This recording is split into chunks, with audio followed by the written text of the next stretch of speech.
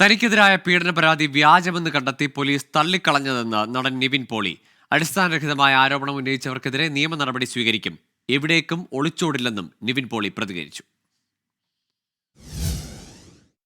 സിനിമയിൽ അവസരം വാഗ്ദാനം ചെയ്ത് പീഡിപ്പിച്ചെന്ന പരാതിയിൽ പോലീസ് കേസെടുത്തുന്ന വാർത്ത വന്ന് അധികം വൈകാതെ തന്നെ നിവിൻ പോളിയുടെ ആദ്യ പ്രതികരണം.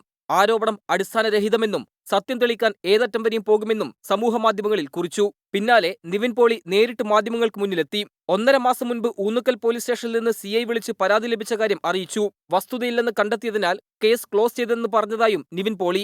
1.5 മാസം മുമ്പാണ് എന്നെ ഊന്നുകൽ പോലീസ് സ്റ്റേഷനിൽ നിന്ന് വിളിച്ചത്. ഇങ്ങനെ ഒരു പരാതി ഉണ്ടെന്ന് പറഞ്ഞു. അപ്പം ഞാൻ അന്നൊരു CI ആണ് വിളിച്ചത്. പേര് ഞാൻ ഓർക്കുന്നില്ല. അപ്പോൾ വാസ്തവമില്ല, ഇതൊരു ഫേക്ക് കേസാണെന്ന് പറഞ്ഞിട്ട് അതന്ന് ക്ലോസ് ചെയ്യുകയാണ് ചെയ്തത്. പരാതിക്കാരിയെ അറിയില്ല. പ്രതിപട്ടികയിലുള്ള AK സുനിലിനെ മാത്രമാണ് പരിചയം. എനിക്ക് ഇത് ഒരു പരിചയമില്ല.